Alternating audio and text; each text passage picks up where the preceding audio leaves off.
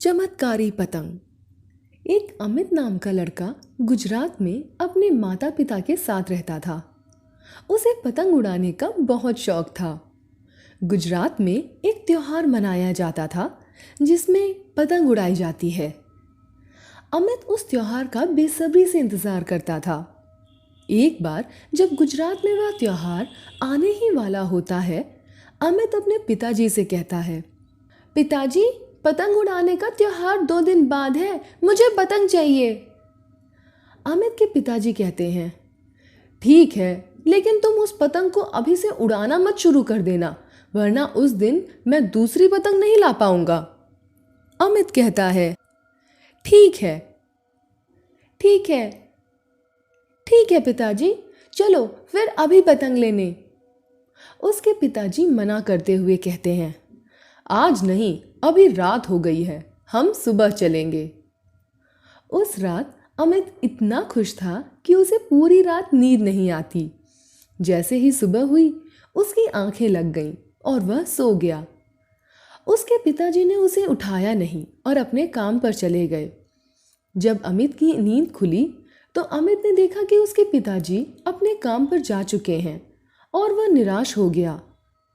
उसने अपनी माँ से कहा, माँ, पिताजी तो मुझे बिना पतंग दिलाए ही चले गए। उसकी माँ कहती हैं, बेटा, तुम सो रहे थे,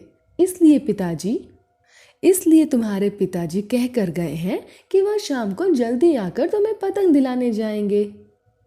अमित खुश हो जाता है और अपने दोस्तों के साथ खेलने चला जाता है। शाम होते ही अमित अपने पिताजी के आने का इंतजार करने लगता है। पिताजी के आते ही अमित की आंखों में चमक सी आ जाती है। फिर अमित और उसके पिताजी शाम को पतंग लेने जाते हैं। अमित को दुकान पर एक पतंग बहुत पसंद आ जाती है और वह अपने पिताजी से कहता है, पिताजी, मुझे यही पतंग बहुत पसंद है, मैं यही पतंग लूँगा। उसके पिताजी दुकानदार से उस पतंग का दाम पूछते हैं। दुकानदार उस पतंग का दाम 300 रुपये बताता है। अमित के पिताजी कहते हैं, ऐसा क्या है इस साधारण सी पतंग में जो यह इतनी महंगी है? दुकानदार कहता है, ये पतंग विदेश से मंगाई है, वो भी अमेरिका से। जो धागा इस पतंग में लगता है उसका कोई मुकाबला नहीं कर सकता। अब दुकानदार की ये बात सुनकर अमित के मन में उस पतंग को खरीदने का लालच आ जाता है। वह अपने पिताजी से जिद करने लगता है, लेकिन उसके पिताजी मना कर देते हैं। वह गुस्से से घर आ जाता है। आज तो उसने गुस्से में खाना भी नहीं खाया और भूखा ही सो गया। अगले दिन उसके पिताजी उसकी रंग की सेम पतंग खरीदकर अमित के लिए ले आते हैं। अमित बहुत खुश हो जाता है। वह त्योहार वाले दिन उस पतंग को उड़ाने के लिए छत पर जाता है। उसकी पतंग से एक दूसरी पतंग कटकर आ जाती है। वह पतंग अमित की पतंग से भी ज़्यादा सुंदर होती है। फिर अमित उसी पतंग को उड़ाने लगता है। अब तो उस पतंग से एक के बाद एक पतंग कटकर अमित के पास आ जाती है। अमित ढेर सारी पतंग लेकर घर के अंदर जाता है। उसके पिताजी अचंभित होकर अमित से बोलते हैं, इतनी सारी पतंग?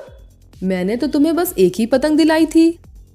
अमित बताता है कि वो सारी पतंग उसने काटी हैं। अमित कहता है, पिताजी, जो इस बार पतंग की प्रतियोगिता होगी उसमें मैं भी भाग लूँगा और इसी पतंग से वह प्रतियोगिता जीतूंगा। कुछ दिन बाद पतंग की प्रतियोगिता हुई। अमित ने सभी पतंगों को काट दिया और वह प्रतियोगिता को जीत गया। वह घर आ गया। फिर थोड़ी देर बाद एक बच्चा अमित के घर आया और बोला, ये पतंग मेरी है, आपने इस त्योहार वाले दिन काट लिया था। ये मेरे पिताजी ने मेरे लिए बनाई थी, पर अब वह इस दुनिया में नहीं रहे। प्लीज़ मुझे मेरी पतंग वापस कर दो। अमित के पिताजी को उस बच्चे पर तरस आ जाता है और वह पतंग उसे वापस कर देते हैं। अमित उस बच्चे से कहता है, तुम ये पतंग रख लो, लेकिन जिस दिन प्रतियोगिता होगी उस दिन तुम मुझे ये पतंग दे दोगे।